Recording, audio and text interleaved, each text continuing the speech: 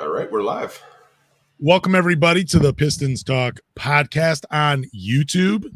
I'm your host, Lance Caprosi. Follow me on Twitter, at Lance Caprosi. Follow my co-host, Anthony, at Pistons Talk on Twitter and across all social media platforms if you're not. But let's get into this. So we were talking a little bit before we went on the show, and I had an idea for like scheduling, and we were just kind of throwing ideas out there. But I just wonder how fans would feel about if the NBA adopted like a kind of a similar schedule to the NFL, where you know that certain days of the week NBA games were going to get played. How would people like react to that? Would they want something like that in the NBA? So you knew like maybe 3 days out of the week, you knew there were going to be NBA games on TV, kind of similar to how the NFL does it. That was my thought, though. I don't know how you feel about it, though. You know, we were talking before we went live, and I kind of mentioned to you, like, a lot of teams, like, even if you look outside Detroit, like, let's say Staples Center, for example, because we were just in California. Yeah. You have the Los Angeles Kings that play there. You have the Clippers and the Lakers. So I think the scheduling would be kind of difficult for teams that have not only basketball teams, but also hockey teams in that same arena. I think what the NBA could do to kind of cut back, like on maybe less back-to-backs and less travel, is I do like the way the Major League Baseball does it, where, you're going to be playing the team, maybe 3 to 4 times, but maybe you scale back on that. Maybe it's not 3 to 4 times. Maybe they did it a couple times with Atlanta, where Atlanta was here twice, and you played, Atlanta, not back to back, but I think it was a Wednesday game, and then it was like a Friday or Saturday game. I think that's something that the NBA could adopt, and I think that it would be good for players and good for the league, because you're going to have, players that aren't as tired. You're going to have games that are actually more competitive, and you're not going to have like these super long, road trips where, like, let's say you're in California and you got a game in, Chicago, like where you have to travel all like that. Like, I think it's interesting, and I'm sure the NBA has explored this, because I feel like they're the one league out of all the 4 major sports leagues where they look at everything under a microscope and see how they can make the NBA the best league in the world. Yeah, it was fantasy basketball. That's what got me thinking about the scheduling, because I was looking ahead. I'm like, man, just imagine if every NBA player, like, you knew they were gonna. I mean, I guess you do if you're looking ahead at the schedule, but if you knew that the NBA would schedule games certain days of the week, you would just know. But I don't even know. It was just a random thought. But I like your idea, though, because I get kind of tired of some of these long road trips that they do, and I like the idea of seeing a team a couple of times. That's kind of a unique idea, and I like that the NBA did that with what the Pistons did that with the Atlanta Hawks. But I don't know. I guess we're not. It's kind of more of like, don't break it if it, or don't fix it if it doesn't need to be fixed or whatever. I'm not even thinking of this, but yeah, just a topic to open this podcast, just talking about the scheduling. But if you have any ideas for the schedule, feel free to drop a comment and we can share it on the podcast as well. But let's get into some news. For sure. You guys. So the Detroit Pistons and the Los Angeles Lakers are monitoring the Miles Bridges situation. This comes from Shams Shinarnia. Wow, blanking on the names. But do you want the Detroit Pistons to sign Miles Bridges? That is the question. So I'm going to turn it over to you for a second. That's a hard question to answer. I know he has had some off the court issues, and I think a lot of people know that. I think a lot of people, before the off the court issues, I mean, we were rumored to not only sign DeAndre Ayton, but Miles Bridges too. And I like him as a player. I think he'd be a really good forward on this team. But it's just really hard for me to say, do I want the Pistons to go get him? Because I don't know. I'm only seeing one side of what actually happened. Like, I see pictures this summer of his girlfriend, wife, whatever she is, with a bloodied up face. I saw a video that TMZ did link, and the video was like, and I don't know, calculator quality, really blurry, of his girlfriend, wife trying to get into his house. So Yep. I don't know what's going on. I don't know the whole story, and I'm not going to pretend to know what's going on with Miles Bridges and what's going on in his personal life. But as a basketball player, he's a very good player. But this is just not a reclamation project that I think I'd be willing to do, just because there's so much baggage that comes with the player. I'm sure an NBA team will take the risk. You saw the Lakers in there. The Lakers need talent. The Pistons need talent. I'm sure he will be playing NBA basketball soon, because I don't think Charlotte is going to pick him up. I think he'll just become a UFA, and someone will sign him. But with a young rebuilding team like the Pistons, with a lot of these young guys being very impressionable, and you need role models in this locker room right now. And I just don't think he's a player that I would feel comfortable being in that locker room, even though the talent's there. I know, he went to MSU. I mean, there's so many ties. There's Michigan ties. I think it would actually be a mistake for him to come home, because I think there'd be more distractions here. I think he needs to go somewhere where there's less distractions. I don't think Cali's it either, because I think Cali's just as dangerous as his home state of Michigan could be. I think he needs to go, I don't know, Oklahoma City, somewhere where it's just like middle of nowhere. You can focus on basketball. But that's just my take on it. Like, I know people probably aren't going to agree with it, but it's just, I have a really hard time saying, yeah, let's ignore all the the assault and bring him on the basketball team because he's a good player. No, I 100% agree with you on that last part, just because it's a no for me. Like, clearly whoever, Miles Bridges and his wife, girlfriend, they were in a very toxic relationship. Even then, it does not give Miles Bridges the right to do what he did. It's just a no for me, because he doesn't really fit the mold of a Troy Weaver player off the floor.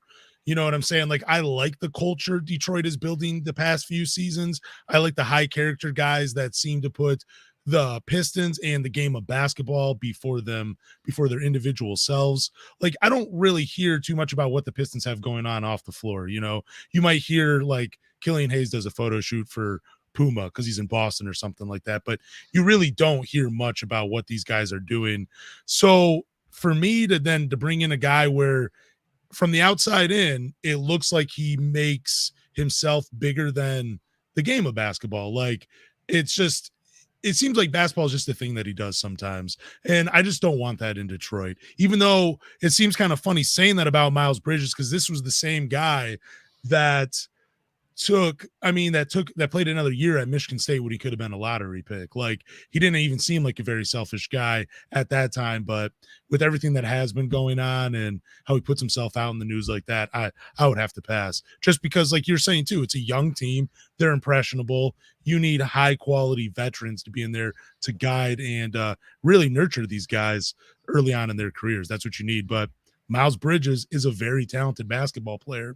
And with the move to bring Sadiq Bey off the bench, yeah, it would make sense with Miles Bridges to give you another athlete in the starting lineup. But when I hear Miles Bridges' names, the first thing I think of isn't basketball.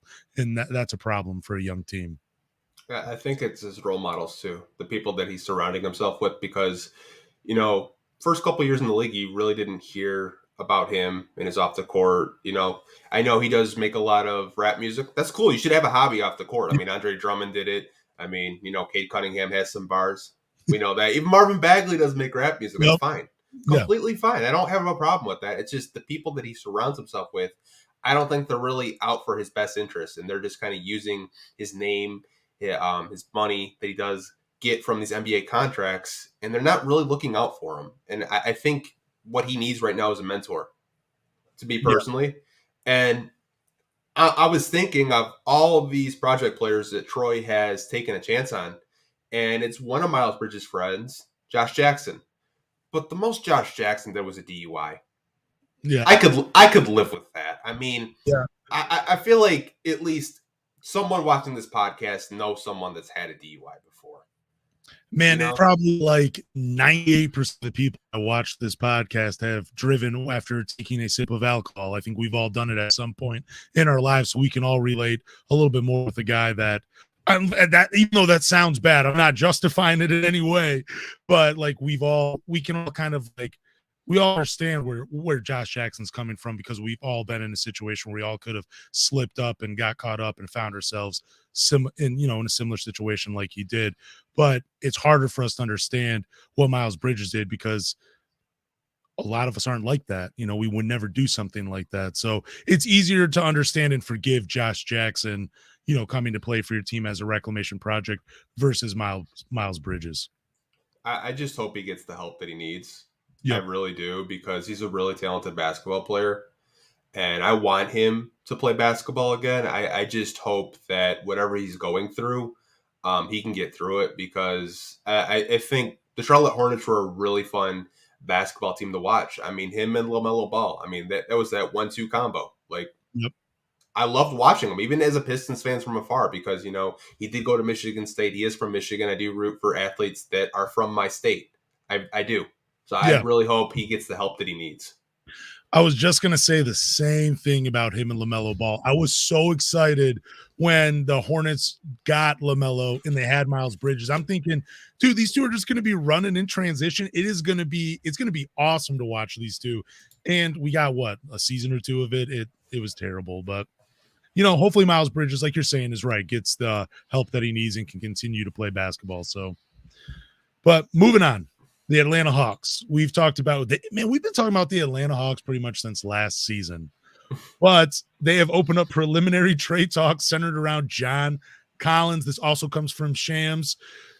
John Collins, I don't know about you, but I am actually interested in John Collins. I would be very excited if the Pistons traded for him, because they could go in a different direction that is way worse this offseason than trading for John Collins right now. So I like the move for John Collins. What about you, Anthony? I do, but I don't think I'm willing to trade away a first round pick, because I think that's what Atlanta has been wanting. It seems like I don't want to poke fun at the Atlanta Hawks or their fans, but it's like a toy that you get at Christmas and then you regift it at a party. That's what it feels like every year with the Atlanta Hawks. Like, they're just trying to trade him. They're like, hey, I got John Collins for a first. I mean, he's a good player. You should trade for him. Good player, but I don't know if I'm willing to trade a first round pick, and we only have one first round pick. And I mean, I don't know. Victor, John Collins, I get a chance at Victor versus John Collins. I think I'm going to take my chances with our first round draft pick this year. That's just me, though. Yeah, I don't know what Atlanta's asking for. I'm not throwing in a first round pick for John Collins. I'm keeping the first round pick, especially if it gives me a shot at Victor Wembanyama, because you are winning with Victor W. Yeah, but let's just say I'm gonna for my trade scenarios that I'm about to bring up here in a little bit, I'm not going to use a first round pick. But here is why I would want John Collins and how I think he fits with the Detroit Pistons. He's a stretch four that could create space when he plays with Jalen Duren, and then he could be that vertical threat when he plays with Isaiah Stewart. Like, basically, I am just kind of pushing Marvin Bagley out of the equation because I think John Collins is an upgrade over him. But I like Isaiah Stewart when he can bring with either one, Duren or John Collins. I think it's a three-headed monster that just makes sense in Detroit with those three. But I don't know. Do you think John Collins would fit in Detroit if they made the trade? Or yeah, absolutely. Okay, cool. I think if you were to trade John Collins, you're probably saying goodbye to Isaiah Stewart or Sadiq Bey. Yeah, I don't like the Atlanta Hawks. They're smart. They have tape on the Detroit Pistons. You're not going to throw Corey Joseph or Ronnie McGruder for John Collins. Like, we both know that. You're going to have to trade one of your better players. I mean, you could, maybe this summer there's a conversation for, John Collins and Bojan and maybe a future first. Like, I mean, teams have tape on all 30 teams in the NBA. They know who's good. They know who's bad. I think he's going to be a player where it's going to cost you a lot, but you have to ask yourself, how much longer are we going to rebuild? When are we going to start making these win now moves to get us back to the playoffs? So I think he would be a win now move, in my opinion. And I think he does fit the timeline. He's only 25 years old. Some people act like he's 35. Yeah, I think he's a very good player. I think you could. We were talking about these two big lineups. You could play Duren and John Collins as your front court with Cade Cunningham and Jaden Ivey as your back court, and you can figure out what your small forward will be. I think that's a really fun, exciting team that Pistons fans could get behind. So you already said one of my trades. It was Bojan. It just works perfectly, on the trade machine. I'm sure you'd have to throw something in here. Here's another trade. I didn't throw Saddiq Bey in or Isaiah Stewart because I did not want to come off as a Saddiq Bey hater, even though every episode I do come off that way. But I thought I would take a break on the Saddiq Bey hate today. So my second trade package would be Alec Burks, Nerlens Noel, and I think you're going to love this third player, Isaiah Livers. Wow. Yeah. Are you okay? I'm fine, but I thought about it. I'm like, dude, if they really would take, like, you get enough 3-point shooting in Isaiah Livers and Alec Burks, but then you got a throw-in player like Nerlens Noel. I know the Atlanta Hawks would never take that trade unless you throw in probably like another first or something like that. That's probably the only way you get away with not trading Saddiq Bey or Isaiah Stewart. But I do think they could actually get away with it by having a trade centered around Marvin Bagley. But he can't be traded till later in the year anyway. Yeah, I mean, when I look at Atlanta, I mean, their team is very interesting. They have a lot of young talent. I don't really think they need a center because they have Clint Capella and Onyeka Okongwu. So you can probably cross Bagley and Stewart off the list. They just traded for DeJounte Murray. So they're kind of experimenting with Trae Young and DeJounte Murray. So you kind of look at the small forward position. So that's why I did mention Saddiq Bey, because I think they have DeAndre Hunter.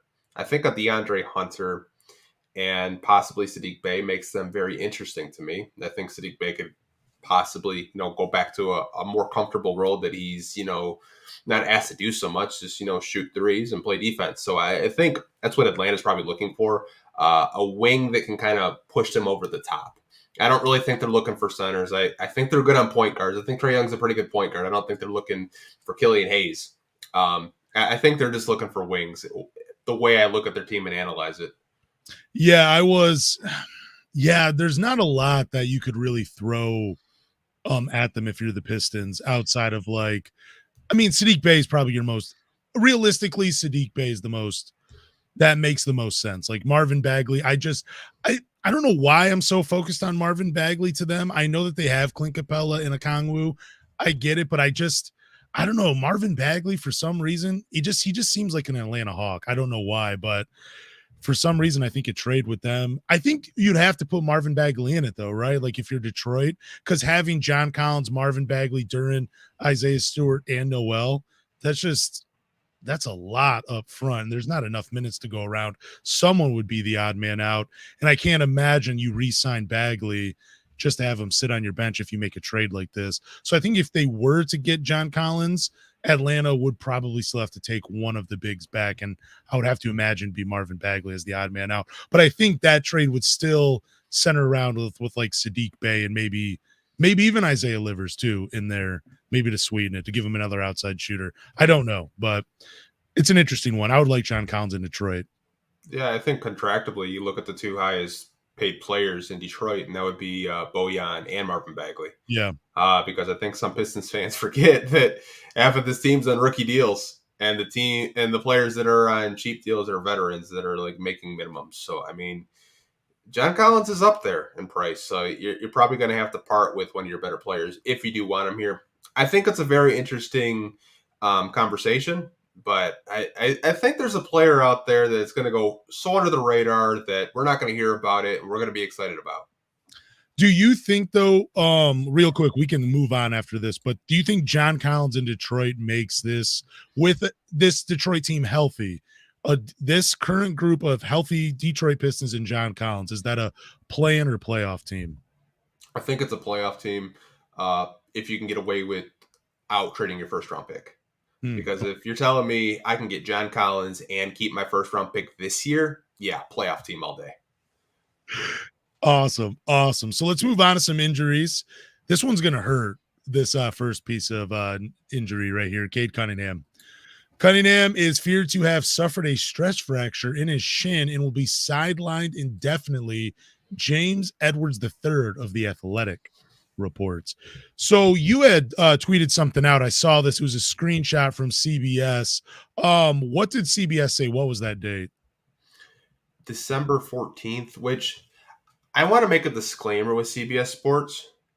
I don't know where they get their injury reports from. I'm assuming they get press releases, but I mean, even press releases don't give you a specific date. I don't know if they just pulled it out of their ass. That yeah, December 14th. Because I remember when Killian like tore his labrum, they put day to day.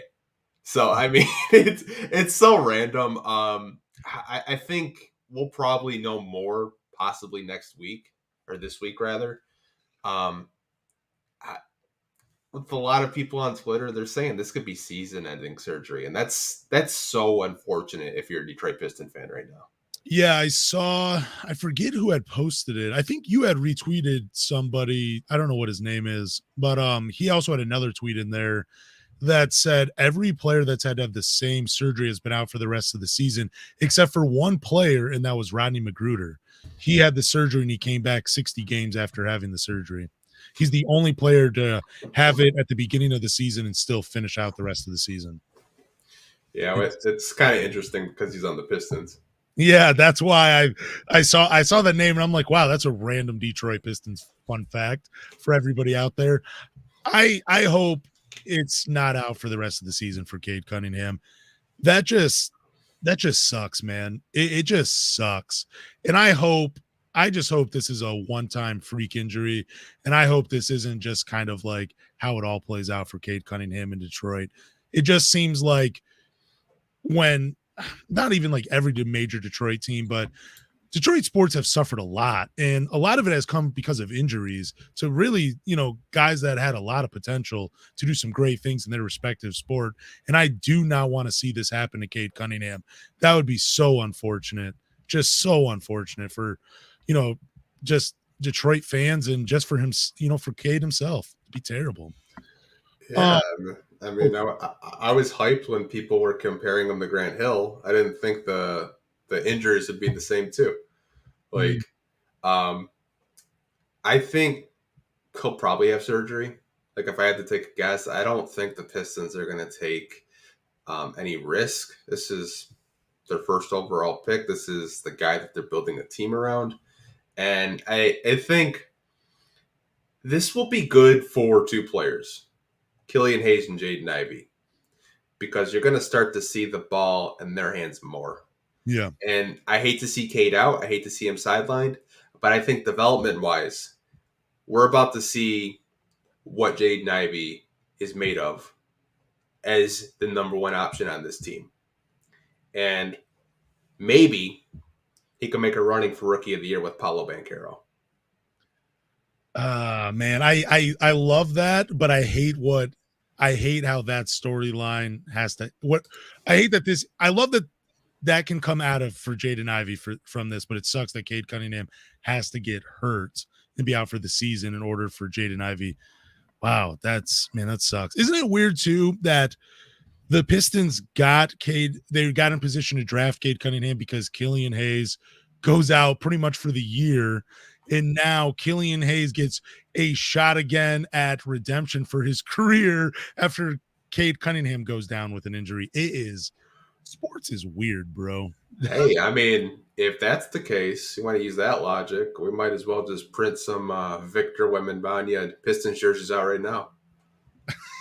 Dude, I'm not going to jinx it just yet or put anything like that out there. But yeah, it's wow, dude. Could you imagine, though, if somehow the Pistons came away again with Victor or wow, that would be incredible.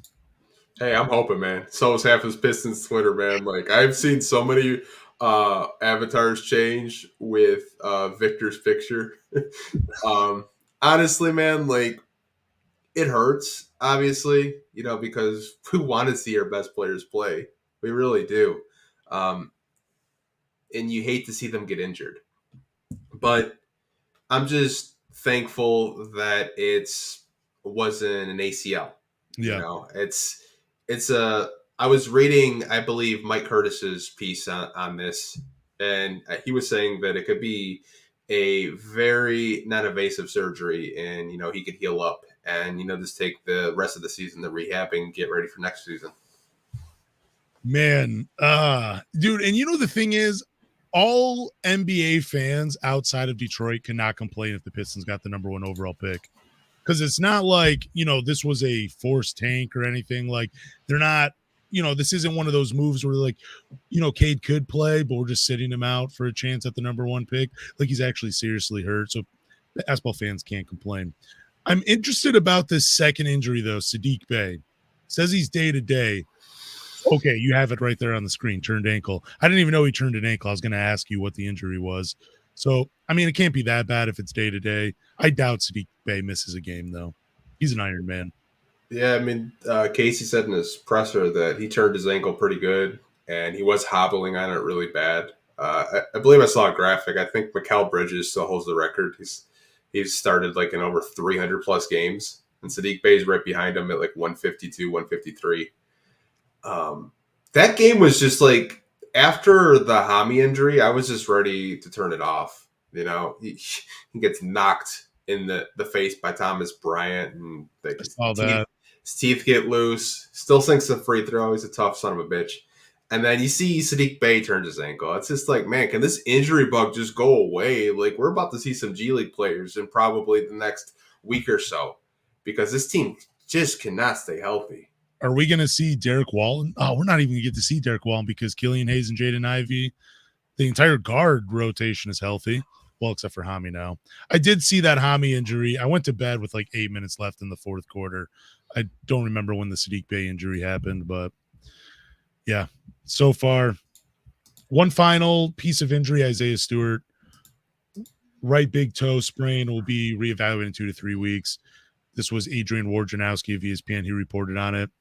Yeah, I mean, I think if they had given Isaiah Stewart the option to cut off the big toe and still play, he probably would have done that. But he's a tough kid, man. Like, he seems like the type of guy, just lop it off. Doesn't matter. I don't need it. I'll go play and get you like 12 and 10. But Isaiah Stewart, he'll be back in a few weeks. Not much to report on then, other than that, though. I mean, did you know if you do cut off your big toe, you can't balance, though? Bro, he's a professional athlete. He'll figure it out.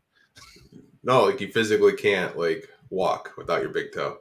I had no idea. I was talking to someone, like, yeah, you realize, like, your big toe just keeps you even so you don't fall on your face. I was like, did not know that. No, I did not know that either. But if one player could figure it out, it'd be Isaiah Stewart. For sure. He's tough. All right, so let's get into some topics. I saw this on Twitter. I guess it was Slam Studios on Twitter. They tweeted out that all of the disappointments, every team in the NBA's biggest disappointment this season, I bet nobody can guess who they picked, and it's Saddiq Bey. He was the biggest disappointment according to Slam Studios. Anthony, I'm going to turn it over to you before I drop my answer. Who has you been your biggest disappointment this season? So, I feel like it would be unfair to say Killian Hayes. Mm-hmm.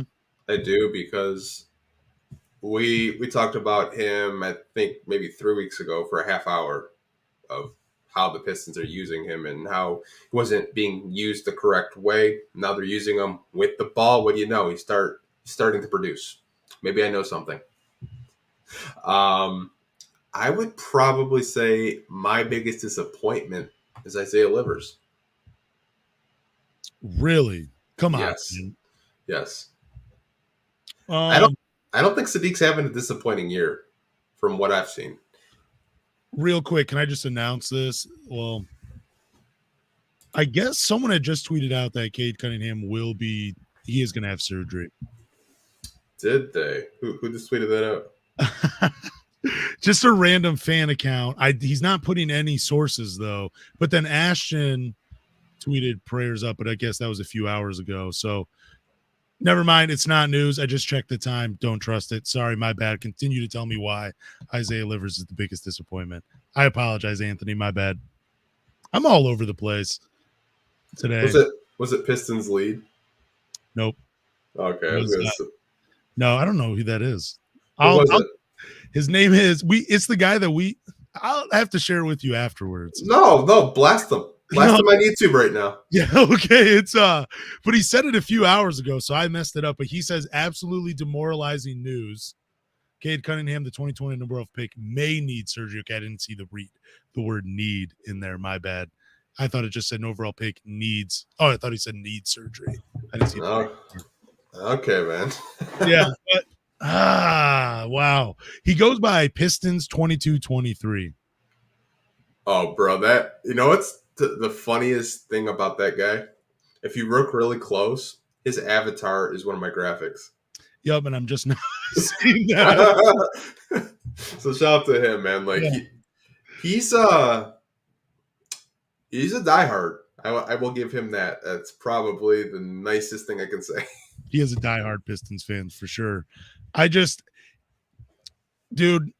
were talking about, someone had tweeted something out about Isaiah Thomas that was very misleading the other day, and I almost fell for that one too. I'm so tired of how Twitter is being ran right now. Someone needs to step up and fix this platform for us. Jeez. But anyways, let's get back to Isaiah Livers and why he's the biggest disappointment of this season. For me, I was told all summer that this is a guy that's going to step up, be a guy that is going to threaten Sadiq Bey's minutes. His three-point shot, I mean, I could live with him taking these three-point shots, but they're just really bad shots. Like, they're just low percentage shots. Like, I like his character. I like him as a human being. I think he's just one of those guys that you just root for, whether you're a Piston fan or not. I think defensively he's been fine. It's just, I just don't like the way they're using him right now. And they're using him like they would use Sadiq Bey. And I just think they're just putting him in a position to fail of just, taking these contested long three-pointers that are just low percentage shots, in my opinion. I think if the Pistons want to maximize his, him being as a role player, you have to put him in a position where he has to play his role. That's been my biggest thing with Isaiah Livers this season is they're trying to make him do everything, it seems like. It's just like, we know he's a good three-point shooter. Have him in the corner or have him, be out there on the perimeter shooting threes. Like, I don't want to see him go one-on-one ISO trying to get into the basket. Like, you're not Ivy. You're not Cade. Like, I just want you to play your role. No, I get it. That it's so hard to talk about this team, though, in such a negative way, too. Even talking about Isaiah Livers, I know that was hard for you. It wasn't. Oh, okay. Hey, man, when we start this podcast, my Piston fan hat goes off. I am as objective as possible. I will talk crap about any player on this team right now. That's because no, I believe it. I believe you. I'm not. No, I was about to get into my take on who I thought was the most disappointing. And I honestly think it's Sadiq Bey. I agreed with the post. I was trying to rationalize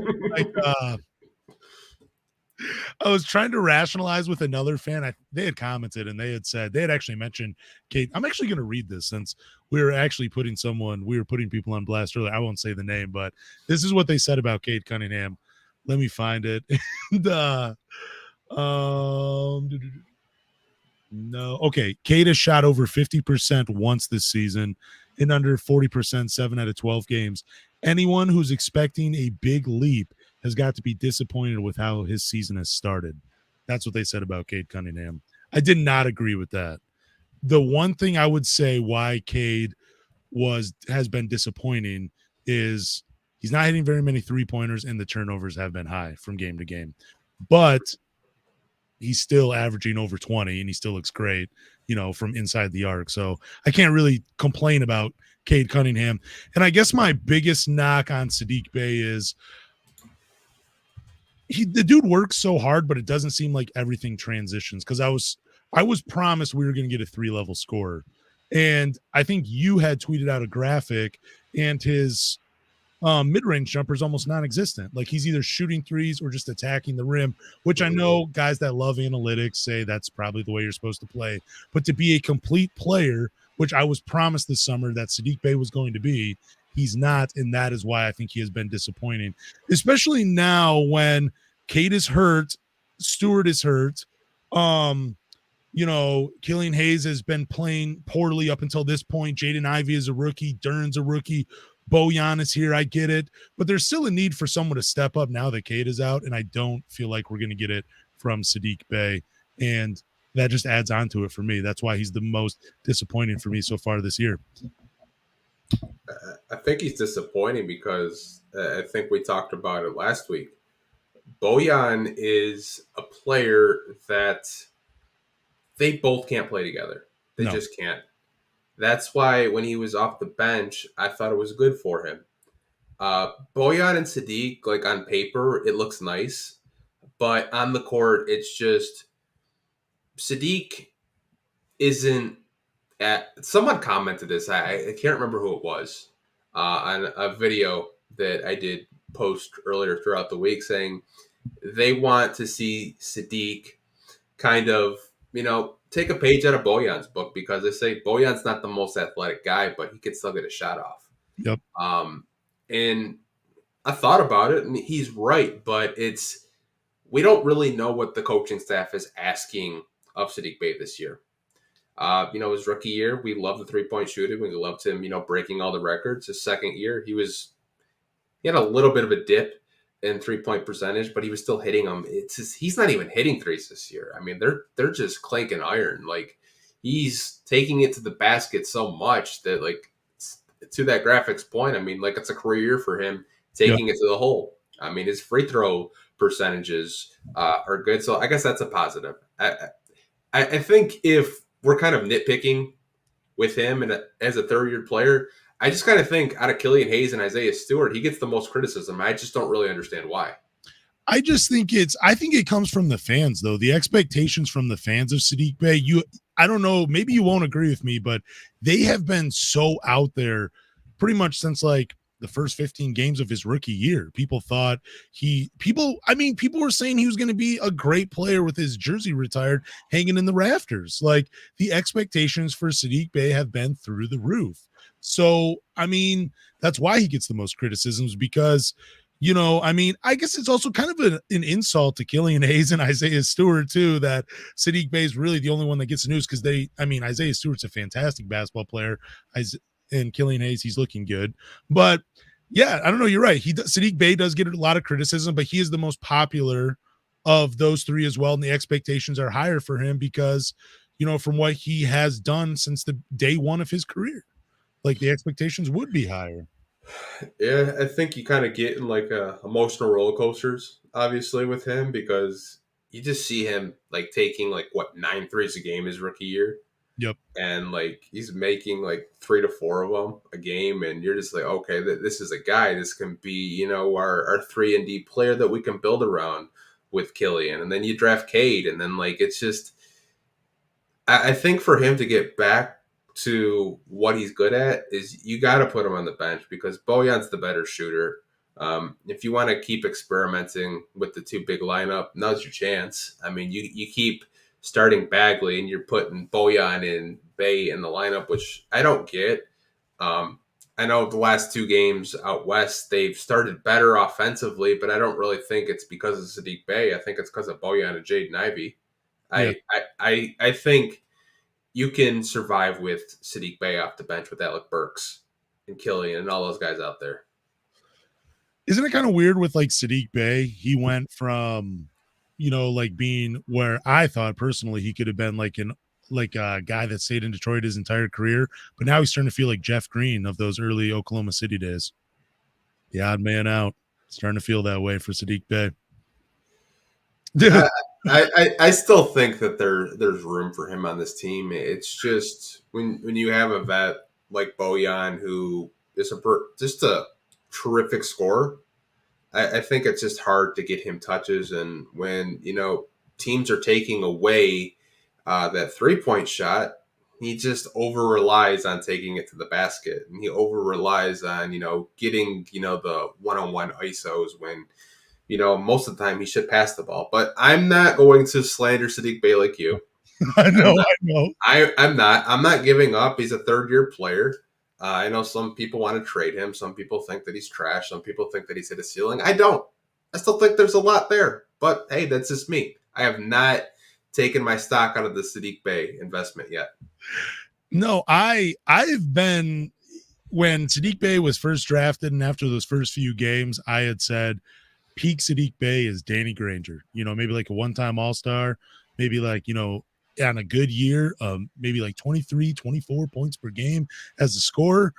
But, I thought his transition from being just more of a 3-and-D guy to being a 3-level scorer was going to be a little bit smoother because he had shown some flashes, but I don't know what it is. I can't really put my finger on, what it is for Sadiq Bey, but I would just wish he would scale it back a little bit and, not try to do too much on the basketball floor. I want him to thrive and I want him to work in Detroit. I am hard on Sadiq Bey and I'm very critical of him, but I'm also mainly a lot of it just comes from fans. I just hate the expectations fans put on Sadiq Bey. I kind of hate sometimes, and I hate, honestly, the way some fans talk about him. Like, I wish we could have more realistic conversations about some of these players. I get it, though. Like, it's every player from, like, Saban Lee to Sadiq Bey, we all think they're going to be great. And that's a great, positive mindset to have. But, if you're really trying to have, like, engaging basketball talks, just, kind of take, like you said earlier, take your Pistons fan hat off and be objective, For sure. I think that there's still a lot of room to grow with a lot of these players, but it doesn't help that when you are drafting these players, 90% of the players over the past 10 years have been role players. Yeah. Like, you haven't really identified star players. We're hoping Jaden Ivey can be a star player. Cade Cunningham, I think, will be a multiple year all-star. But if you look over the past 10 drafts, I mean, who's a star player that the Pistons have drafted? They've all been role players. Like, any of these players right now on a championship team, they're coming off the bench or they're not even on a team. That's what you have to look at yourself as a Piston fan saying, okay, these players are good, but they're good role players. Like, look at Marcus Morris and Luke Kennard. Yep. They were starters for the Detroit Pistons. Luke Kennard was a starter. Marcus Morris was a starter. But the way the Clippers use them, they're more role players. They have a defined role. And I think that's what the Pistons have to kind of look at themselves in the mirror and saying, like, hey, we're good at drafting these role players, but we need to find these star players. Whether you draft them, whether you get them in trades, or whether you try to lure them in free agency, I think until you kind of identify, hey, these guys are role players, they're not starters, then you're going to continue to have a problem. Yeah, Sadiq Bey, it was just unfortunate timing for him. He happened to be a really stellar rookie after some pretty poor drafts by the Pistons. And I think his play got into the heads of some fans and they just started dubbing him as a superstar, when in reality, he'd be a solid, like, if he's the fourth option on your team is really damn good at basketball. That's the luxury of having, and it's not even a bad thing. If Sadiq Bey's your fourth option offensively, your team is really fucking good. It's not a bad thing. It's not a knock on Sadiq Bey. It just shows that you have a lot of talent on your team and you're ready to win. That's all. So we have another biggest disappointment in the comment section. Okay. Which I feel like this is like 90% of fans. It's not a player. It's a coach. And their biggest disappointment is Dwane Casey. Yeah, right, but he gives us our best option of getting a top 5 pick. Right? Yeah, I think fans... This is really hard to speak for all fans because I know all fans are not the same. All fans are going to have different opinions on why they don't like Dwane Casey. But I think a consensus is they don't like Dwane Casey because they don't like the way he coaches. They don't like, if Killian's really hot, he takes him out of a game and then he brings him in when he's cold. They don't like that Dwane Casey isn't putting this team in a position to win, which I think this team could have more than 3 wins. I mean, the Orlando Magic have more wins than we do right now. Like, if you think about that, that's actually crazy. But they do have Bol Bol right now killing it. Don't even ever bring his name up again. Dude, don't ever bring it up. Yeah, I don't know. I hate blaming Coach Casey for all of this, though. Don't you? Like, I think it just seems like it's kind of a cop out, to blame Dwane Casey when this team is still so young. There are some players on this team that probably wouldn't make the roster on other teams. So it's hard for me to blame Coach Casey and the lack of wins because this team is still so young and they still need a few more pieces to really compete. Yeah. I've been telling fans this. I don't think Dwane Casey is going to be here when the Pistons are competing for the playoffs. I just don't. I think the only reason why Dwane Casey came here was because of Blake Griffin. Like he basically said that on First Take. He's the only reason why I came here. And, he signed a multi-year deal with the Pistons. They did extend him.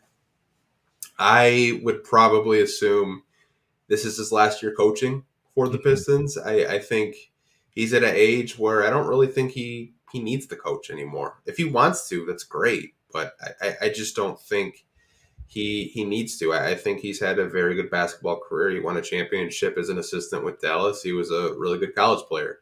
I don't have anything against Dwane Casey. I mean, I met him in person. He's a really nice guy. I mean, we talked basketball for 30 minutes, just straight hoops. Like it was probably the coolest thing I've ever done, with the Pistons coach. Like he's a really nice guy. But I think at the end of the day, Pistons fans want to see a coach that can execute the X's and O's. They want to see a coach that can put us in a position to win. And I just don't think that he can do that right now. And it's a talent thing too. I have to acknowledge that. It's a talent thing. Even though we have young players like Jaden Ivey and Cade Cunningham, we lack talent. We lack veteran talent to, put us in a position to win, put us in a position to possibly make the playoffs. I mean, your best vet right now is Bojan and Alec Burks. Yep. And I think you need at least, 2 to 4 more vets to put you in a playoff position. And we just don't have that right now. But you also have to look, hey, we have the worst record in the league. We're guaranteed a top 5 pick. So if you look at a top 5 pick in this draft class, you should be very excited. And I know Pistons fans are so sick of losing. They're so sick of rebuilding and competing for an 8 seed. They want to get back to, competing for championships. I mean, 6 Eastern conferences with the Going to Work crew. Then we kind of got spoiled by that. And we kind of expected that. You should kind of have more, gratitude towards that Going to Work crew because they spoiled the hell out of us as Pistons fans. They really did. I would be more critical of Coach Casey if this team was in position to win. I'd be right there with Pistons fans, man. I'd be right there with you. But it's really, like I said, it's hard for me to blame him, man. I never really thought he was that bad of a coach. You saw man, we really can't even complain. Like the young guys have been developing. Like I know we can still be critical of some of these guys, but a lot of these young guys that have been coached by him have turned out to be solid players for the Pistons. So it's hard for me to complain. I'm not going to be too critical of them. I will say, though, when the Pistons do get a new coach and they start winning, hopefully you guys thank the coach for all these wins as much as you blame them for the losses as well. So hopefully we keep that energy when we get a new coach. For sure. And it's not going to be Mark Jackson. I just want to say that now. I don't think he'll ever coach in the NBA again. I think he will. It's just going to take a desperate team to hire him. I mean, Sacramento was really close. Like, they were really close. Like, they obviously chose Mike Brown, and I mean, I think that was the right choice. I mean, they've won 8 games. I think 8 out of their last 10 games. So they're playing really good basketball right now. They definitely are. Let's say the weekly game preview that we have going on. We have 4 games coming up this week. Okay. We have a Tuesday, Wednesday, Friday, Sunday game. We have 3 away games, 1 home game. We have the Pistons at the Nuggets, who Anthony, dude, you just constantly text me about how good they are. It's amazing. Anthony, dude, you were right. The Nuggets, number 2 in the West. I was so far off. My God. Game 2, Pistons at Jazz, another one of those fun teams. Don't want to get the Jazz guys mad at us. Pistons at Suns. Should have been Detroit Piston, Devin Booker. Fun game. And then Cavaliers will be coming to Detroit, and that should be a fun game as well. So, what game are you looking forward to the most this week? Looking forward to? Yeah, what game are you staying up till 1 to watch? If it is if we'll probably have to do that against the Nuggets, right? I mean, I watched the Clippers and the Lakers game like from start to finish. So I mean, I'm a sicko for sure. Probably the Nuggets. I just want to see KCP and Bruce Brown, honestly, and obviously Jamal Murray and Nikola Jokic. I've always liked the Nuggets. They're like just a team that I enjoy watching. Dude, I loved them when they had like Nene Hilario. I still say his full name. I just don't say Nene. Kenyon Martin, when they had Melo, Andre Miller, loved watching him. Earl Boykins at 5'5", loved the DeHonte Jones, J.R. Smith. So much fun with the Denver Nuggets. That's not the game I'm looking forward to the most, though, this week. I'm really looking forward to the Jazz game just because I've been hard on them all season. And I feel like I should actually pay attention to them since they're such a good team. By the way, this is just a joke. I don't care about the Jazz. But Pistons at the Suns, I am interested in this game. Just because I like the Suns too. Devin Booker, you got Mikal Bridges. Not the biggest fan of DeAndre, but he's fun to watch. Campaign filling in for Chris Paul. It's going to be fun against Phoenix. What do you think their record is this week, though? 0-4. 0-4. If you had, I don't even know how to answer that question. Yeah, they're going 0-4. They're not winning a game. I wanted to be optimistic this week, just like I was last week. No, they're going to lose every game. It's going to be terrible. Yeah. It's not that I don't think they're capable. I mean, I felt like the two LA games, they actually came out the gate playing very well. I mean, they held the Clippers to 15 points in the first quarter. The offense was clicking. Yeah. In the Lakers game, I think the defense was really good against the Clippers. You held Kawhi to 6 points in his debut coming back. Killian Hayes did a phenomenal job. I think Killian Hayes' defense has been really good so far on this West Coast trip. I think if there is a team that they could possibly, go toe-to-toe with, it would probably be Utah, because Utah doesn't really have an alpha. Like, they just play team basketball. I think that they could definitely use their size advantage against Utah with Jalen Duren and Marvin Bagley for sure. Yeah, no. I mean, yeah, Utah, they probably do have a good shot against them. I was thinking the Phoenix Suns, though, just because they are playing with Cameron Payne at point guard. I don't know if Chris Paul is going to be back for this game. I think he has plantar fasciitis or something, and that's why he's out. But when you lose a guard like that who just can control and dictate the game, and you got more of a streaky, inconsistent player playing at that point guard, especially with the guy like Killian Hayes who could lock him up, or you could put Jaden Ivey on him, have some fun, and put Killian Hayes on Devin Booker. I like I would say probably the Suns. I would say, I don't know, and it's just me randomly throwing a dart in the dark at a dartboard and picking this. But yeah, I would say if I'm feeling a game that they have a chance to win, it's against Phoenix. Yeah, knowing Cameron Payne will go off. I hope he does. That's one of my favorites. It's always some random player, It's just a random role player that goes off against us, it feels like. I still think Utah's a winnable game. Cleveland, I don't know. They'll probably just dominate us with Jared Allen and Evan Mobley. Like, if Garland's going to obviously be back, Donovan Mitchell will probably be playing. They'll probably beat us by 25 at least. I think the Nuggets are just a really good team. So, I mean, it's going to be a rough week. Hopefully we can get some wins sooner than later, because I think our last one was against OKC, and that feels like a month ago. Yeah, I if you had asked me when our last win was, I probably would have said Golden State, because it seemed like it was forever ago.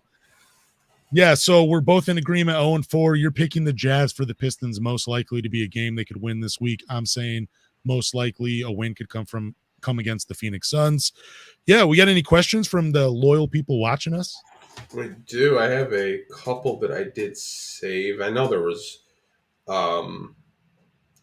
There's a ton of questions. I just want to go through all of them because this is probably our most viewed podcast in probably 2 months. We have 60 people watching us right now. Thanks, So guys. shout out to you guys. If you guys do have any questions, do drop them down below. So far we only have 5, but we'll try to get this segment going for maybe the next 10, 20 minutes. So if you guys do have any questions, do drop them down below.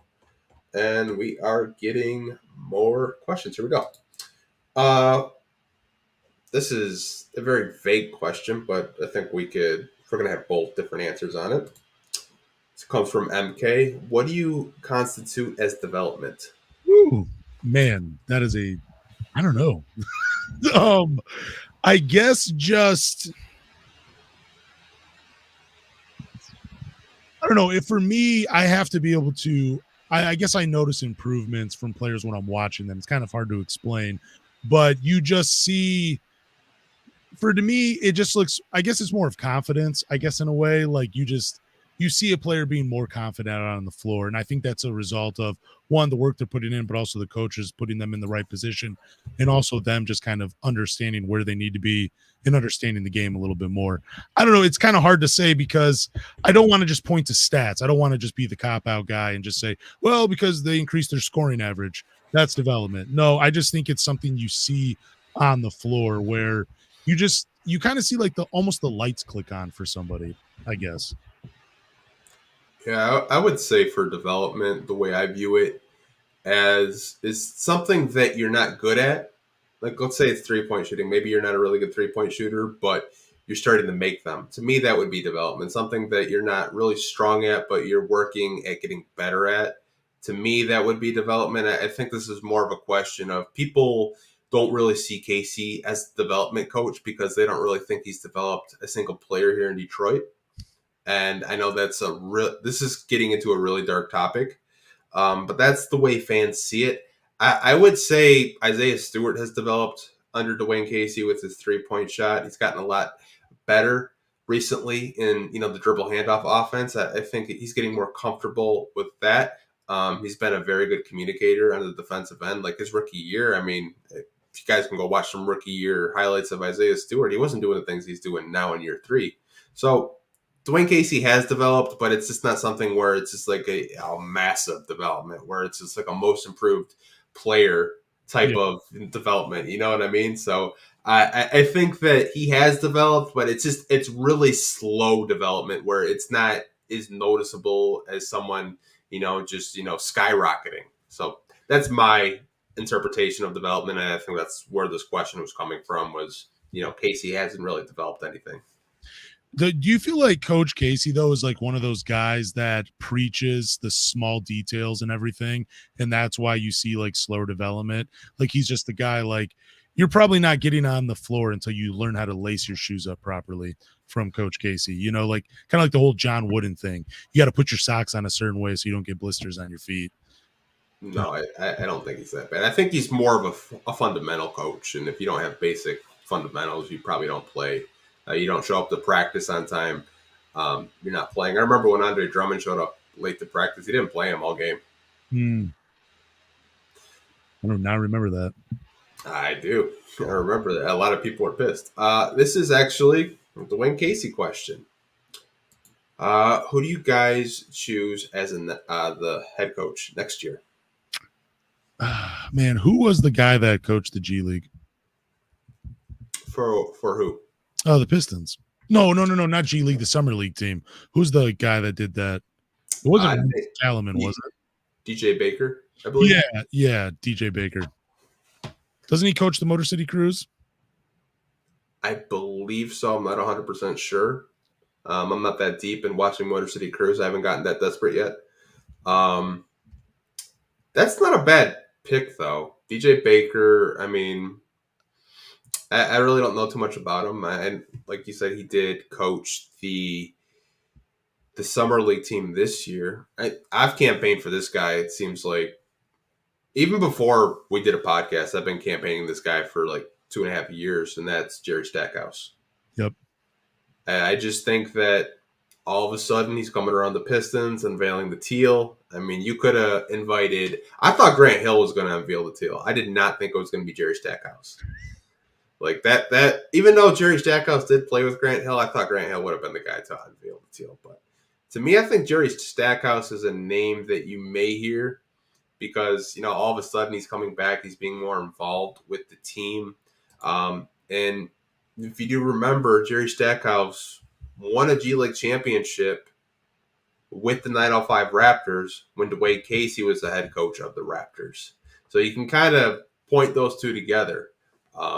I think that Jerry Stackhouse would be a very good coach for this team, but I mean, there's so many interesting names out there. I mean, Mike D'Antoni, that would be another one.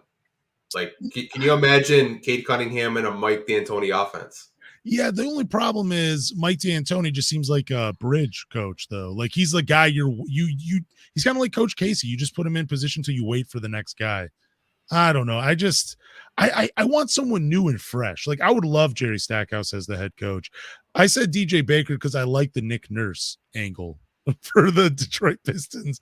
I think that's just hilarious. But yeah, I think I love the Jerry Stackhouse for him to be a head coach because I like guys that one have played in the NBA so they can understand players and what they're going through on a more personal level. He had success in the G League, so he knows how to get the most out of borderline NBA talent. He knows how to pull that out of guys. And then he's able to coach at the NCAA level, which I think is, just another way of learning how to get in touch with players. You know what I'm saying? Like, I just think that he's checked off so many boxes, and he was an all-star in Detroit. He's he averaged almost 30 points a game in Detroit. He's a hero. He's a star. Like, let's bring Jerry Stackhouse back. I love that answer. So someone commented during this segment, and I think we have to address this comment because I know a lot of Pistons fans are going to be asking about this guy as a coaching candidate, and that is Udoka. Yeah. Now, I'll just give you my 2 cents on this. I think much like Miles Bridges, a lot of teams are going to be monitoring Udoka's situation. But I was looking at the Pistons game last night. We have not one, but 2 female trainers on this team. I don't think the Pistons would touch Udoka with the 10-foot pole right now. And no pun intended. No pun intended. I don't even think they would look at Udoka.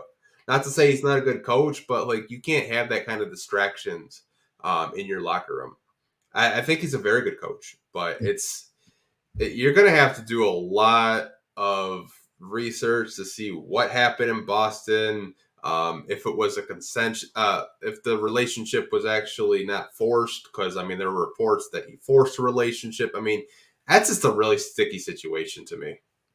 Yeah, I really haven't even thought about Ime Udoka as the head coach for the Detroit Pistons until the air clears a little bit with that whole situation. So I really don't have an opinion. I'm really going to stand with Anthony. I thought that was a really well thought out answer, and I'm just going to go with that because you're right. I don't see the Detroit Pistons bringing him in with, the 2 female trainers on the staff. They don't want to really mess with that situation. Plus, you already have a guy like Rex Kalaman who's familiar. You got a guy like Jerry Stackhouse who's already connected. You got a guy in the G League and DJ Baker. So you have options in-house to be the next head coach. I think that's the way the Pistons will go too. I'm trying to think of the Celtics. Jerome Allen is another. Jerome Allen, yeah. He's another name that Pistons fans thought that would be Casey's replacement. Hey man, you want to recruit Jaylen Brown to Detroit? Jerome Allen did coach him, and Jason Tatum. There's a. I don't know if you saw that Bleacher Report article about they're trying to tear Jason Tatum and Jaylen Brown apart, even though they're on a 10-game winning streak. Like, come on, what are we doing? I got another name for you as coach, Sean Sweeney. I liked him. You know what? I've had a lot of friends mention Sean Sweeney. Yeah. I think Sean Sweeney would be a very interesting name to bring back. He did coach with Jason Kidd in Milwaukee. And as soon as Jason Kidd got a new coaching job in Dallas, who was the first guy he called? Sean Sweeney. So he's a good development coach. So this is a question about starting lineups. Whom in the starting lineup do you feel is underperforming the most as of late?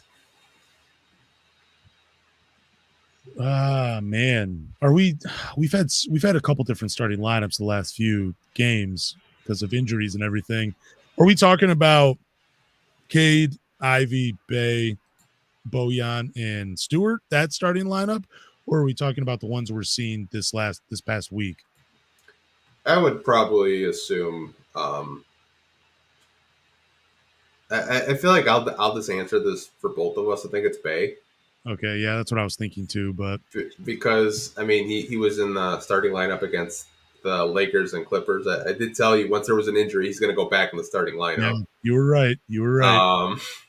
Yeah, I think Bay's the one guy that has underperformed, and it's just because he's not hitting his 3-point shots. I mean, other than that, I mean, he's doing everything else you want him to do. It's just if he was hitting his 3-point shots, we wouldn't be up here having segments about him being a player that's underperformed or disappointing. Yeah, we talked about most disappointing player earlier in the podcast. I said Saddiq Bey, and it's just, he's just not hitting shots. That's the biggest thing. So, yeah, it's Saddiq Bey. He's been underperforming. For sure. This is a question for you because this is your boy. How can Livers improve as a player? I mean, just knocking down shots, being more. Well, honestly, like, if he's going to drive to the hoop, I would really like for him just to develop some type of like either a floater or a runner or something, because I don't think he's not the type of athlete that's going to go over a lot of guys. He might surprise you on a few plays, but if they're going to run him off the 3-point line, because I think eventually, he's a good enough shooter where eventually teams will pick up on that he just needs to develop something when he's attacking the rim. And I think that's it. I just don't know what you're going to get out of Isaiah Livers. Like, I think he could very well be a starter in the NBA, but I just think you're going to ask him to do the things that, that already go unnoticed about his game, making those extra passes, playing defense, communicating, directing traffic on offense. It's hard for him to improve on those areas, but basketball wise, he needs to tighten up the dribble, have a move when he's attacking the rim, and just be more consistent hitting outside shots. Yeah, I mean, the setup they stop putting him in a Saddiq Bey role, I think he can flourish. I think sometimes, though, he's almost like the bailout guy when he's out on the floor. Like, people just pass him the ball at the last second and say, there you go. I don't know. It feels that way sometimes. For sure. This comes from Tony. Tony's been a subscriber probably since I created this channel, so shout out to Tony. Should Detroit be looking for a young wing defender and a first-round pick for Bojan considering Cade's injury? So I do want to update you. Did more research on I think I put it in our prep sheet too. If you scroll all the way down. So Bojan can be traded. Oh, yeah, I see this. So it's a CBA link I did send you because his contract doesn't. It's really, really nerdy. I don't really want to break it down, but to Tony's question, a young wing defender and a first-round pick. We were talking about Atlanta earlier. Would a DeAndre Hunter interest you? Let me look at Atlanta Hawks roster real quick. Yeah, I mean, well, a young wing and a first is interesting. Yeah, I mean, I like the first. I just don't want to put a guy that's going to maybe take us out of the Victor Wembanyama sweepstakes or the Scoot sweepstakes. So, yeah, young wing defender, that'd be awesome with Cade healthy in this team, trying to get competitive and trying to win some games. Yeah, but I don't know. The first round pick, I would trade Bojan for a first round pick, and maybe not a young wing defender. I would like them to take on maybe like another like a Bol type of player if they were going to trade Bojan. If we can't get John Collins, let me get like a Bol type player. You know what I'm saying? That would be kind of cool.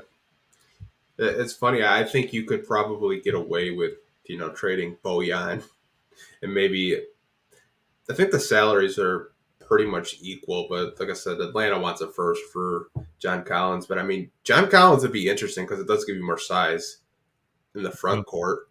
But I think to Tony's point, we need wings because we do a lot of switching. Um, this guy isn't young, but he's not playing. Jay Crowder. Okay. I would be interested in Jay Crowder, but I don't think he'd be interested in Detroit. I think he's more interested. Like I keep seeing the reports of Milwaukee, maybe going back to Boston. Like I think that's what Detroit needs. They need a wing defender that could possibly kind of alleviate them on the defensive end with all the switching. I mean, like if Cameron Johnson didn't get hurt, I would call Phoenix saying, "Hey, got Bojan. Do you want him for Cameron Johnson? Because Cameron Johnson is going to get the bag this summer." Dude, I have been wanting Cam Johnson in Detroit for like 2 seasons now. Would love Cam Johnson in Detroit. Yeah, I'm looking at the Atlanta Hawks roster. They don't really have much that I'm very interested in. I mean, they had AJ Griffin. I don't even know how he's performing this year. So I don't know. I'm kind of, if I'm looking, if they're going to make a trade, I want some guys that are like 6'8" to 6'10" that can play either forward position. I want length and athleticism at those spots. I like the backcourt as it is. So if we are looking for young wing defenders, I want more size, like 6'8" to 6'10", and being able to switch, play 3 or 4. So it doesn't matter if they're out there with Stewart or Bay or Bojan, or I mean, I guess if Bojan's being traded, if they're out there with Bay or whatever, I want someone like that. Yeah, I wonder what the Raptors would want for OG Anunoby. Man, I love OG too, man. Oh, because OG Anunoby to me, he would just fit this team so seamlessly. Like you want to talk about a young wing defender that would make an impact right away. Like that would just be such a home run trade. But I doubt the Raptors would trade him. They would probably want so much. Oh my God, I would love him on this team too. I have him on both of my fantasy basketball teams, so I have to root for him all the time, and that would just make rooting for him so much sweeter if he was in Detroit. Man, that was a guy I wanted the Pistons to draft too. I really wanted him. I wanted Cam Johnson really bad. I wanted, like, when we drafted like when they reached for Cam Johnson, I was like, shit. Then Sekou was there and I got excited, and then we kind of know how that ended, but we're not going to go down that rabbit hole. We're just not. We do have a super chat, so I do appreciate Banks for that. A $9.99 super chat. Shout out to you. You did not have to do that, but I do appreciate that. Do you feel like whether we want to admit that Ivy is going to be more of the face of the team soon, and what free agent moves would y'all add next season? Do y'all feel like whether we want to admit that? I don't know if Ivy is still going to be the face of the team. No, I don't know. Maybe I think it's just going to be a shared spotlight. I'm going to say there's a hierarchy. I still say Cade's going to be number 1. Ivy's flashy. He's a lot of fun. I'm rooting for him. But Cade's game is like, dude, there's like a master level to it. You know what I'm saying? Like he almost looks like a jumbo version of Chris Paul with the way he can just dictate the flow of the game and put guys in position. So yeah, I'm going to go ahead and say it's always going to be Cade's team. But see, I don't think it's that closed of a door right now. Okay. I do think that the hierarchy of this team is Cade Cunningham and Jaden Ivey. Yeah. And I do think when you look at Jaden Ivey, I can see where Banks is coming from, because you look at Jaden Ivey, he's flashy, he's a monster in transition, and he can get to the basket at will. I think to his point, if Jaden Ivey played the way like he did in Boston, if you do remember, he was everywhere. Damn, they had a triple-double that game. If he plays like that type of aggression, that type of assisting, rebounding, defense, then yes, you're going to have a conversation. Whose team is this? Is it Jaden Ivey's or Cade Cunningham's? But I think for right now, it's Cade Cunningham's, just because he's going to have more years under his belt. Like we talked about it earlier, he could be out for the rest of the season. So he'll have 3 years versus 2 years for Jaden Ivey. But I could see where he's coming from with this. And to his second question, what free agent moves would we make next season? I'm looking at Cameron Johnson. I just am. I think he's a wing that makes sense. He can shoot 3-pointers. He can play defense. I would like us to get a little bit more size in the front court. I don't know what that looks like. Maybe you look at a guy like a Kristaps Porzingis, possibly. I don't know if Pistons fans would want that. I mean, that is some size, but those are some noodle legs. They'll snap.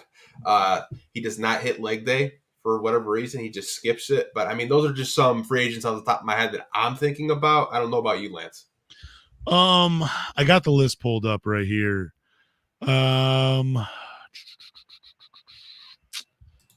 don't know. I mean, I like the center rotation though. I guess if I'm looking, like I said, I want more size. I would love Cameron Johnson. I would love Cameron Johnson in Detroit. I wouldn't mind a guy like Brook Lopez. You know what I'm saying? Like he can spread the floor. He's leading. I believe he's leading the NBA in block shots. I would like that. I wouldn't mind a guy like Will Barton. I like what he can bring. He can be a spark plug off the bench. He can just kind of fit a random role.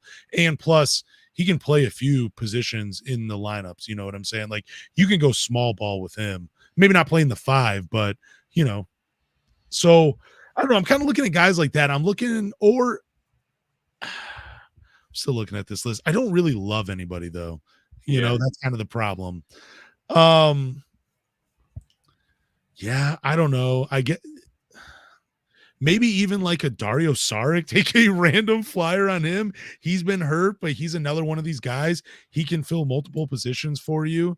So yeah, I'm kind of looking at guys like that. I do want to say this though about Jaden Ivey. I feel like if he was the face, yeah, you would probably get like almost like Russell Westbrook type triple doubles, like almost every night. You could expect it. But I think if it was still Cade's team offensively, you're going to get a much more special and dynamic player in Jaden Ivey because the responsibilities of being the guy offensively won't be bestowed upon him. They'll still be on Cade. So then Ivey can take a backseat. Nothing wrong with being the number 2, but then you get that elite defense. You get that elite rebounding, that elite playmaking. You get all of that when he takes the backseat offensively to Cade. At least I think you would. In theory, it would work that way. Because I think if Cade takes the backseat offensively to Jaden Ivey, he can't be that big of a difference maker defensively quite like Ivey could be. It's kind of like, yeah, I don't know. I mean, I'm not saying Cade's a bad defensive player. He's a very good defensive player. I just think with Ivey's athleticism, his timing, even just for blocking shots, you could almost use him like a free safety defensively, kind of just to roam around a little bit. Like there's a lot of options with him. So I don't know. That's just my theory on it though, between those two. Yeah, I think if you're just thinking about it logically, I think this team runs a little bit more efficiently under Cade. And I'm not talking about Cade's offensive ball. I'm just talking about just distributing the basketball, ball movement, all that stuff. I think Ivey's a very young, exciting player, but my big problem with him is him taking 3-point shots so early in the shot clock right now. I think that's something that just infuriates me. And his turnovers are just as high as Cade Cunningham's are. I think his decision-making isn't the best, but he's a rookie. I'm not going to nitpick a rookie, and he hasn't even played 20 games into the season. I think this is a very interesting topic, and I think we'll probably be talking about this for the next couple of seasons. Whose team is this? Because it's such a great question by Banks. We do appreciate you for the super chat and this question, but I do want to get to other people's questions because we are getting a lot of questions just piling in now because they see that we're doing Q&A and they want their questions answered. So love to see that from the community. Absolutely. This is a NBA draft question for this year's draft. This does come from John Buck. If we get the second pick, are you taking Scoot and moving Cade to the 3? Yeah, that's kind of the nice thing about Cade and his size. You can afford to do that, and you could probably still have Scoot and Ivy play off of Cade. Like, I think with the way basketball's going, even if Cade is technically playing that small forward role, you'll still see him have major responsibilities as the ball handler and the guy that runs the offense. So, yeah, I would totally move Cade to the 3. Be awesome. Yeah, this is interesting because I was thinking about this. It's so funny that you did ask this, John. So I was like, do you want to move Scoot to the 1? Because I feel like Scoot is just such an explosive athlete that he could play either guard position, but I don't know if I would play Jaden Ivey at the 1 or Scoot at the 1. So that's the interesting thing. I think Cade, you can put it small forward because he is 6'8", but that's interesting. Would you rather want Jaden Ivey or Scoot Henderson at point guard? Because I think both of them can play the 2 guard if they want, but I mean, you would have a 3-headed monster with Cade Cunningham, Jaden Ivey, and Scoot Henderson, in my personal opinion. Oh my gosh, that'd be so much fun just to watch those 3 in Detroit. I don't even think you could call Scoot or Jaden Ivey the point guard. You just call them guards. They'd just be playing those guard spots. I don't think you would even play him as a 1 or a 2. The only team I remember doing this, and they did have some success, but they didn't. I don't want to say they had success, but they were winning games. They didn't really do anything in the playoffs. I don't know if you remember in Phoenix when they had Isaiah Thomas, I think Goran Dragic, and there was maybe Brandon Knight, I believe it was. I think they had Eric Bledsoe. Oh, Eric Bledsoe, maybe that's who it was. But they had those three point guards basically, and they were playing 1, 2, and 3, and they were just really hard to guard. A lot of teams had a lot of fits with them, but eventually they did. I think Isaiah Thomas did get traded to Boston during that season, but I mean that's where like I kind of look of it as like an experiment, and it could possibly work. But I mean that's a good problem to have if you have 3 guards at your backcourt and a wing defender. I think it could work with them just because you have that size with Cade Cunningham. But it's funny because Phoenix actually did this in the 90s, I believe, with Jason Kidd, Kevin Johnson, and I think it was Sam Cassell they had at point guard as well. And then I think it was like Jeff Hornacek was thrown in there. I might be getting some of the names wrong, but Phoenix has done this like weird 3-guard lineup twice now in the history of their franchise. But yeah, I would love it with Cade at the 3. I think it works just because of his size. Yeah, for sure. Really good question, John. I do appreciate it.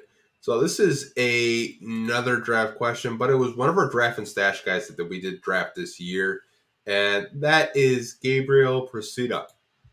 Will Procida join the team now? I want to see him play. I don't think they have any plans to bring him over this season, right? No, they don't even have an available roster spot right now, so Yeah. they would have to get rid of a 2-way contract. I think Procida will play. It's just not going to be this year. I think the next opportunity you will see him play will be on the summer league team with another draft and stash guy, Koprivica. If you guys do remember, he was in the same draft class as Cade. So we do have two Europeans that are playing over in Europe right now with Procida and Koprivica. So one of these guys I'm hoping pans out because we've just been striking out on European prospects with the draft and stash as of late. Yeah, I would. I mean, we talked about this on Wednesday when we did a bonus podcast where I was telling you about my scenario with Gabriel Procida, how the Pistons are into the Eastern Conference Finals. They need that savior to come off the bench and push them over the top. That will be Procida. Gabriel Procida, man. Yeah, I mean, if you're just looking at a prospect, he's very interesting. He can play between a shooting guard and small forward, really bouncy, really athletic, can shoot the 3-point shot. Don't know if it will translate to the NBA, but he's a guy that I know a lot of Pistons fans are hoping that Bojan could take under his wing, which I think makes sense. I think that he possibly, could be in an NBA rotation. I just don't know to what extent. But you will probably see him next season, not this season. I'm looking forward to it. I just want to see him play in summer league and then go from there. It's hard to predict what he could do in a Pistons uniform when I've only seen numbers and very few highlights from him. But I mean, the highlights look. I mean, he looks fascinating. I definitely bring him over and see what he can do. Okay, no, we're not gonna touch that question with the 10-foot pole. Sorry. I'm just feeding through these. This one comes from Tony, because we were talking about Bojan a couple of minutes ago. And this is about Herb Jones. Could we get Herb off the Pelicans for Bojan? Man, I think Herb is probably more valuable than Zion. You probably have a better shot of getting Zion for Bojan than you do Herb. Uh, I I'm don't just, know about I'm that, just but kidding. I mean, I feel like Herb is just so valuable to them right now because he can just defend everything. I don't even know if the Pelicans would trade Herb Jones. Like realistically, like I think they would, but like they wouldn't if that makes sense because he does everything for them defensively. That he's just so valuable as a piece. Like they want to push for the playoffs. Like someone did mention another player instead of Herb Jones, and that's Trey Murphy. I think Trey Murphy is more obtainable than Herb Jones. I even think Kyra Lewis is obtainable, and he hasn't even played. He's been injured most of his career. But we have a lot of point guards, and I don't really think there's room in the rotation for another one. I like Trey Murphy and I like Herb Jones too.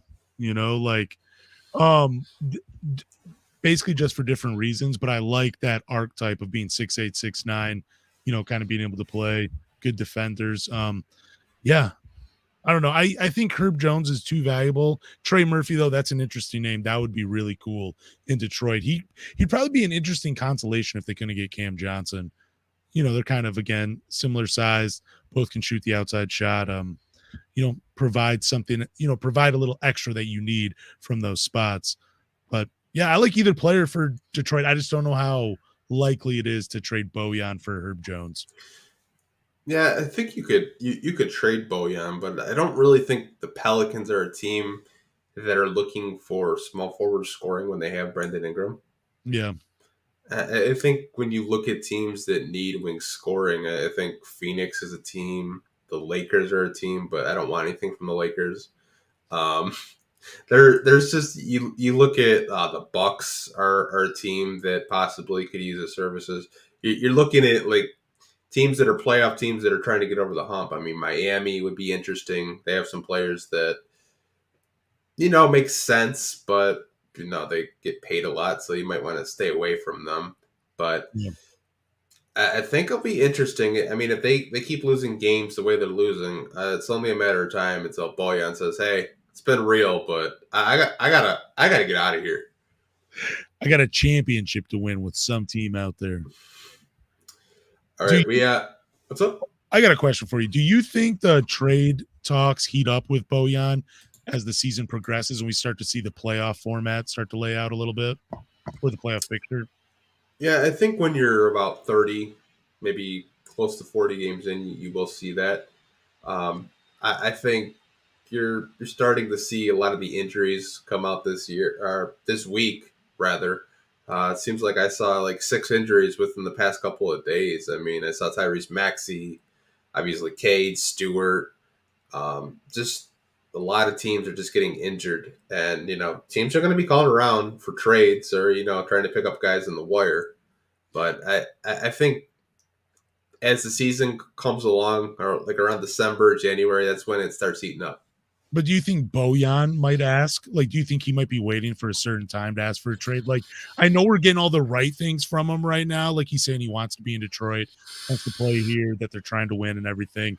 But maybe he's just doing the professionals thing. And then once the season goes on, he starts to see like, all right, these teams, yeah, these look like real contenders. Then he might maybe starts asking or talking. I don't think he's the type of player that would ever really ask for a trade. Okay. But I do think if there was a trade that did become available for Detroit that just made so much sense that they had to flip him, they would. But I don't really see too many teams knocking on the door uh, to the Detroit Pistons and offering a good first round draft pick and a player that would help them become better. Because Okay. we talked about it last week. Like you have to start laying down a foundation. Like you can't just flip everybody. And I feel like he could be a good piece for this team as they try to push for the playoffs. I mean, what does a first round draft pick and a young player do for you? Not much, probably. Just raises more questions later on down the line. Yeah, I think he's a player that they want to keep, um, for sure. This does come from Banks. He did ask a question earlier. This is another good question. I know we've talked about this. I believe I'm not 100% sure if we have. Um, The elephant in the room is out. If Killian Hayes, Stu, and Bay want more, who we keeping? We can't pay everyone. So he's basically asking. None of them have signed. I don't think none of them have signed extensions past the rookie contract, right? I don't think so. So if all of them are asking, obviously, for similar extensions, who would you keep out of the three? I mean, realistically, you could pay all of them, but you probably don't want to. I think Killian, I think Sadiq Bey and Isaiah Stewart, I think those two are most likely to take pay cuts to stay in Detroit and play. I think Killian will ultimately leave Detroit for greener pastures, like maybe a larger role. Because once Cade comes back, he probably goes back to the bench, right? Like you're not going to start Killian, Ivy, and Cade. He'll go back to the bench. So I think when the time comes, he'll just say, "Look, there's not enough. There's not a room for me. There's not enough minutes.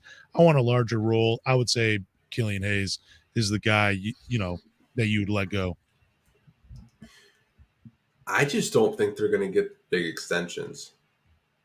I think there's a world where all three of them get extended and they don't break the bank. I just they're not gonna get like what Anthony Edwards or LaMelo Ball got. They're not getting those super contract extensions that are like 30 million. They're just not. But if I had to keep one of those guys out of all three of them,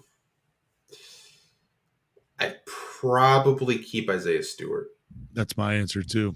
Yeah, like I like Sadiq Bey, but at the same time, it's like he hasn't really shown me enough to extend him to like a larger contract. Obviously, I think he's a very good player, but I mean, like if he's asking for like a $20 million extension, I probably say no. But we got Everything King watching. He basically said it's not like they'll ask for a lot. I think too, if you have to pick one, it's Isaiah Stewart, because even if his shot's not falling, or he's a guy that can wear many hats for you. Whatever you ask of him, he's a very diverse skill set. He has a lot of tools in the tool belt. So if you're like, hey man, we just need you to be, a rim roller, set screens, and grab some rebounds for us, he's like, all right, cool. Or we need you to start shooting outside shots. He's like, all right, cool. Hey, we need you to do this. All right, cool. That's Isaiah Stewart. So that's why I would keep him. He's a Swiss Army knife. You can put him in any role and he'll find success in it some way. Yeah, I mean, like to Everything King's point, like I was listening to the Bunny Cardigan, and James basically said that they're probably not going to get as much as you think they're going to get. Yeah. He said that they're probably going to be like really budget friendly to the point where like you're not even like losing sleep over it. And like we could potentially have 60 million in cap space this summer. So I mean, like I really don't think it's something that we even have to worry about, because I honestly think, talking about cap space and what they'll probably do is, I think the Pistons will be quiet during free agency and use their cap space during this trading deadline to go get guys that they want. Okay. Interesting. I feel like you know something, but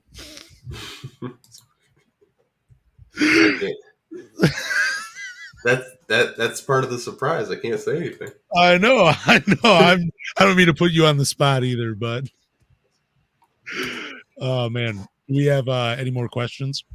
We have one more from Vendetta. Sweet. Which, shout out to Vendetta. He's a loyal listener. Absolutely. Who deserves a larger role that doesn't currently have enough minutes to make an impact? I would say I would love to see. I mean, can I say Duren as a starter? Is that a larger role? Hell yeah, it is. I'll definitely say Duren. I think Isaiah Stewart can make a small impact if he had a larger role, but those are probably just my big two, just because. Yeah, I don't know. Probably Duren, though. I think if Duren was a starter, he'd make a larger impact as a starter. Yeah. I mean, out of everyone on the team, well, we're not saying Corey Joseph. No. Um, I have a player that doesn't really play, but I feel like if he got a larger role, like fans would be pissed. And that's Ronnie Magruder. No, like I'm dead serious, man. Like, do you remember when we tried to trade him for Bobo and he came back and he just couldn't miss? Yeah. Like he was like our best shooter. Like I get like our backcourt is full, but I'm trying to be different from you and just I don't want to have the cop out answer and say Duran because I feel like it's an easy answer. I'm trying to actually think like I think McGruder deserves more than like 3 claps a game and cheering on his teammates. Like I feel like he can contribute right now.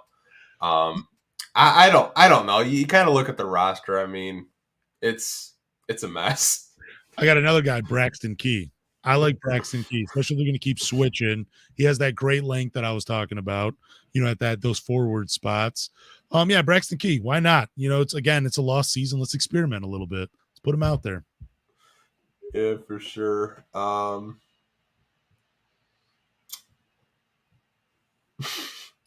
So there is a question, Bravo. I'm gonna try to find your question. There's a lot of freaking comments because I think no, Bravo. He asked a medical question about Cade because Bravo is a doctor.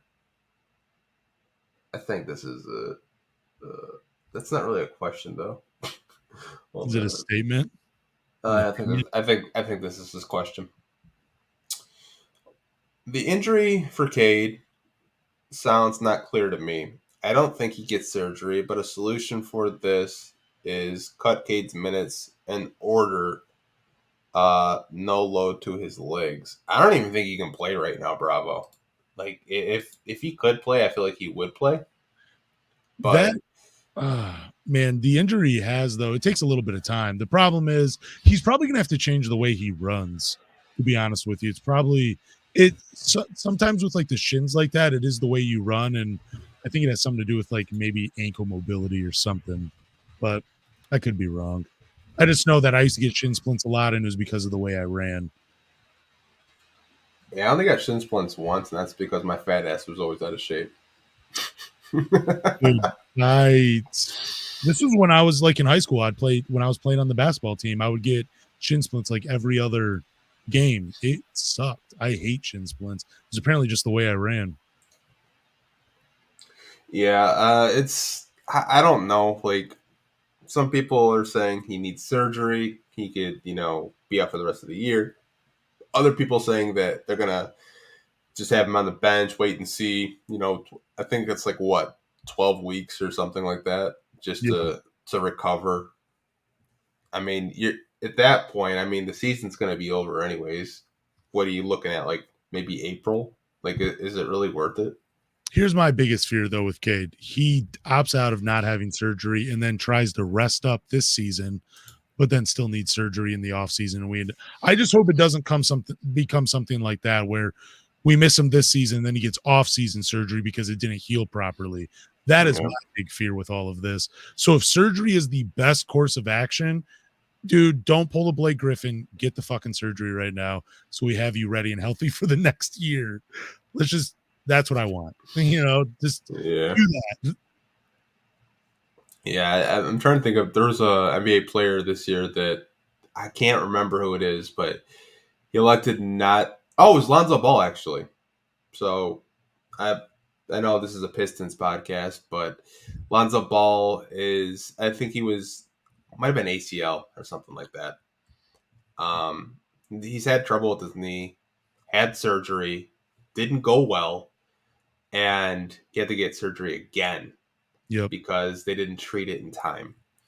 I know it's completely different, body part, but I think the Pistons will be very precautious with this injury. I think Cade will probably have surgery and he'll just be shut down for the rest of the season, which sucks as Pistons fans, but I think it is the right move to do if you are Detroit because you want your franchise player to be healthy. You don't want to see him, going through nagging injuries. To your point, you don't want to see the Pistons injecting Cade with steroids so he can play like they did with Blake Griffin. Like the Pistons flat out ruined Blake Griffin's career, even though Blake did want to play against the Bucks. If I was a doctor, I would have just told him tough shit. You're sitting on the bench. Like, Yeah. I'm not injecting you with steroids to, affect your knee. And I know a lot of Pistons fans can't stand Blake Griffin. A lot of Pistons fans are like, fuck Blake Griffin. Like, I get it. But at the same time, like, I don't want that to be Cade. I don't want, the medical staff, just, giving him drugs so he can play through the pain. I want him to have the surgery and rehab and be 100% healthy for next season, because I still feel like he's a franchise building block for this team. And I just want the best for him. I don't want to see him just take a shortcut, rehab process and rush himself back. And then he fucks his shit up even worse, It's just, man, what a shitty injury for him to go through, man. But for Pistons fans, it's a minor setback for a major comeback. If you're as good as Anthony and I, you know that slogan. For sure. You know how you've made it on YouTube? How? You get sex bots saying my hot photo here. We're just blocking that shit, and I am not seeing that in the freaking. Oh man. Oh my gosh. We got a comment for you before we do sign off, though. Okay. Oh yeah, dude. So many people have told me that. I actually, at an old barbershop I worked at, I actually dressed up as Santa one year and just passed out business cards. I didn't dye my beard or anything like that. Yeah. Oh man. But we do appreciate this Q&A section. We started at 59 minutes. We're at an hour and 41 minutes. Appreciate you guys. Honestly, we do. Why don't you tell the people where they can find the podcast and how they can support it? Absolutely. First and foremost, thank you guys for listening to the Pistons Talk podcast. Do us a favor, go to Twitter, follow me at Lance Caprosi, then do another favor and follow Anthony at Pistons Talk on Twitter and across all social media platforms. And then go to Google, Apple, Spotify, or wherever you listen to podcasts and subscribe. After you subscribe, leave a review, drop a rating, but more importantly, tell a Pistons fan. Peace, fellas.